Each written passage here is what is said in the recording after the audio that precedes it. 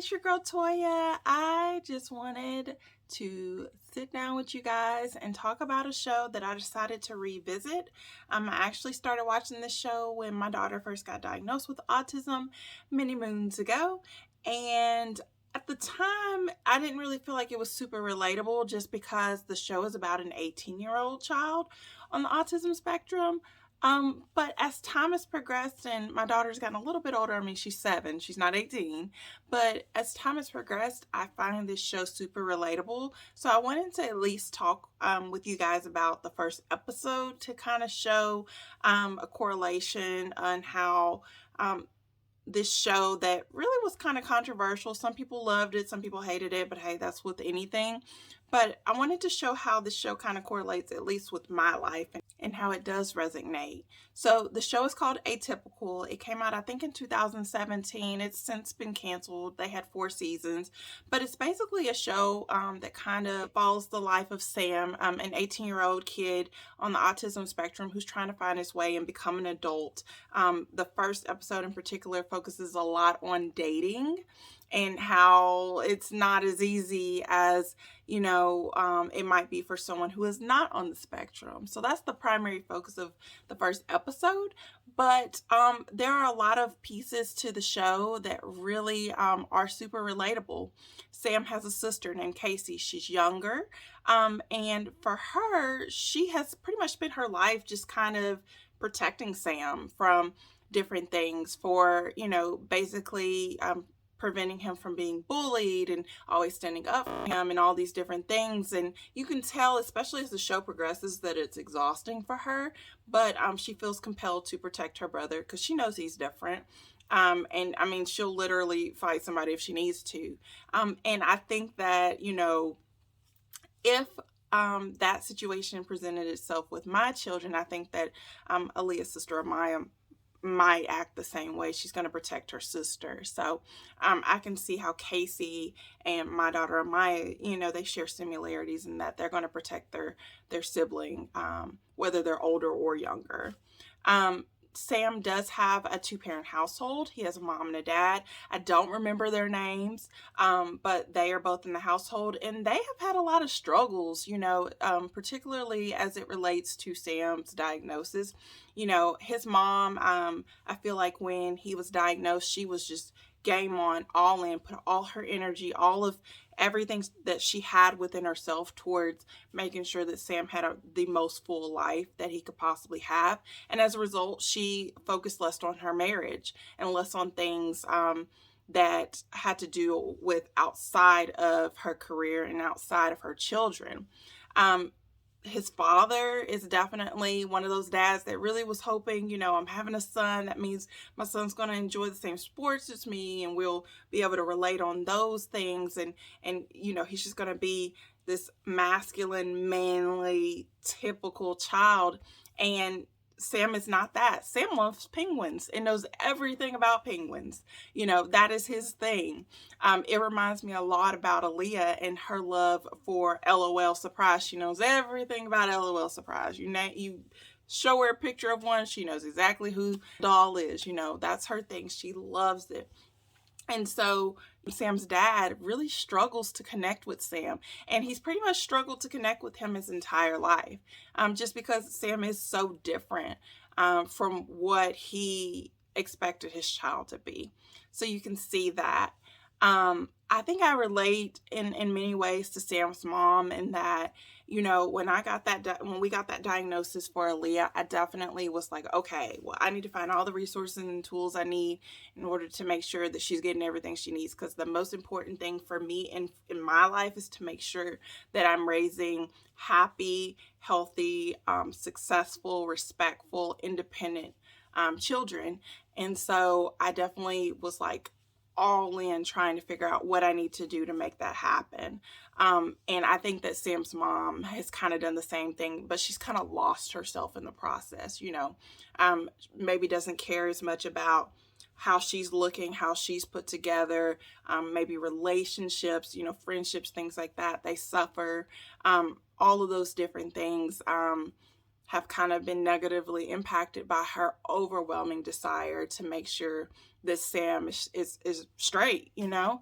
And I think I can relate in many ways. I haven't allowed that to happen to myself per se. You know, I still have managed to, at least in some ways, you know, kind of work on making sure that I'm okay, whether that's, you know, exercising a little bit or, you know, putting on makeup or whatever. You know, I'm really tried to not let her diagnosis consume my entire life, but it's definitely a huge part of my life. So I think that's where we can relate a little bit.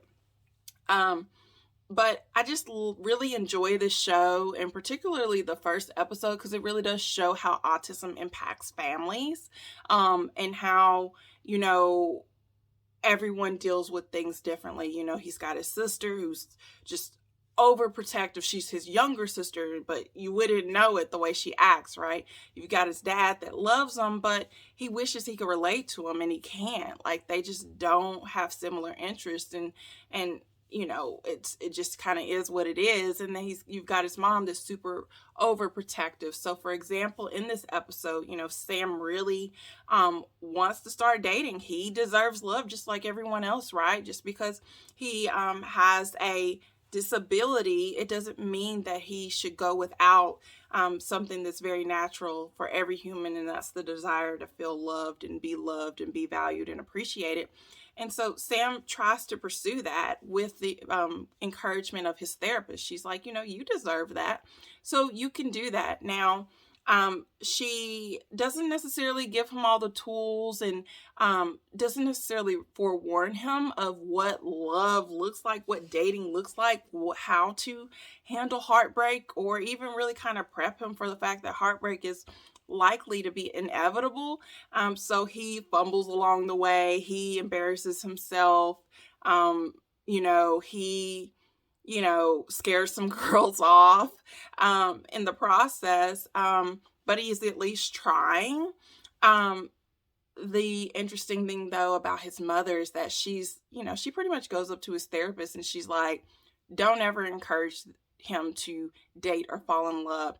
Like, he struggles enough with just not having a meltdown going to school, a place that he's familiar with, and you're encouraging him to embark on something that he, you know, is inevitably going to eat at him. She simply doesn't want Sam to be hurt or be heartbroken or, you know, just have to deal with any of that. And I think that's, you know, natural even for a parent of a child who is typical. You know, you don't want them to be hurt, but especially so for a child who is on the spectrum, you don't want that, you know.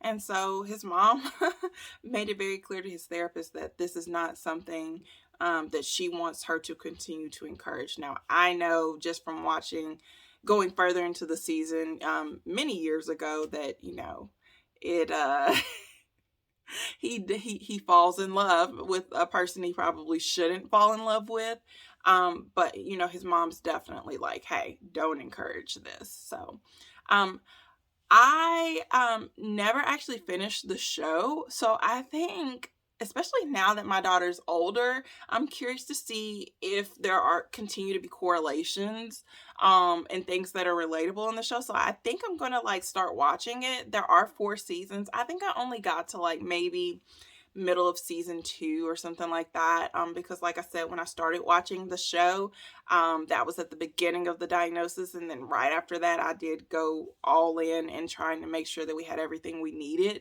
So I think now, years later, I think I'm gonna like kind of watch it.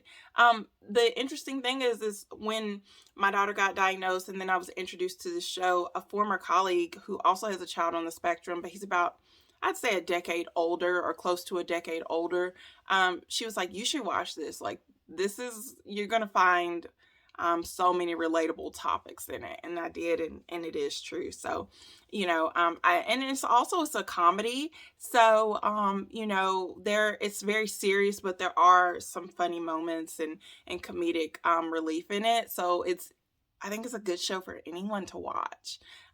So I think I'm going to continue to watch it and move forward with it. But I just wanted to talk about it, you know, talk about something different. I do want to make this disclaimer and say that by no means am I going to start movie reviewing, TV show reviewing, anything like that. That is not my area by any means. But if you are interested in movie reviews and TV reviews, I do have 2 shows that I highly suggest that you guys check out. The first one being Cool Movie Reviews by Jock, one of my good friends. You can watch that on YouTube. And then there is also a podcast called Me and You TV Reviews, and you can listen to it on anywhere that you listen to podcasts, Spotify, whatever. And that's my girl Evelyn, and both of these folks review different forms of media. Jock mostly focuses on movies, but a little bit of television. Evelyn focuses solely on television. They're great at reviewing, and that is where you should go if you're looking for that. But I just thought, I just finished watching episode 1, and I'm like, why not talk about it? Like, why not share this with you guys, and maybe you guys will enjoy it as well. It's a Friday night. If you're not out, and why not watch a little show or something. So anywho, I will be bringing you new content soon, guys. I love you guys so much, and I will see y'all soon. Bye.